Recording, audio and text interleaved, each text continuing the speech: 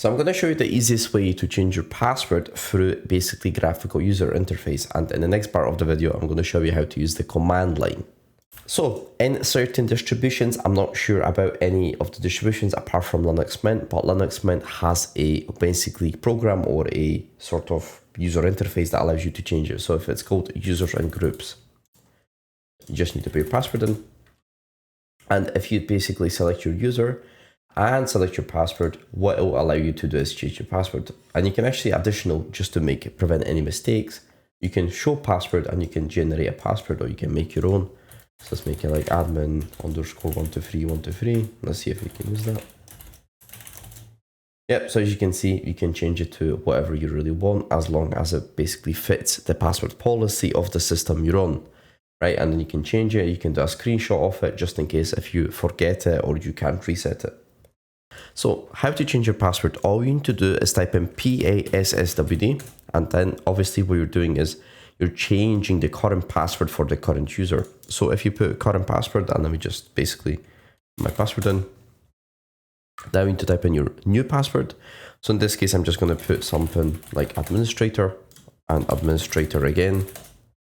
Okay, and now what I'm going to do is I'm going to basically try to log in, sudo put my password, and as you can see, it works, right? Now, however, if your password doesn't match the password policy, you will not be allowed to change the password, right? So if I do basically password and I put my current password in, and I try to put admin, which is 5 letters, and it's too short, as you can see, it says you must choose a longer password. Right, so to bypass that policy, all we need to do is just type in sudo put your password in, and what you need to do now is be very, very careful. Do not type in PASWD without a user as a root user, because the reason is if you do this, you will change the password for the root account. And you do not want to change the password for the root account or set one, because it will make your system more vulnerable unless you really, really want to, unless you basically need to, right?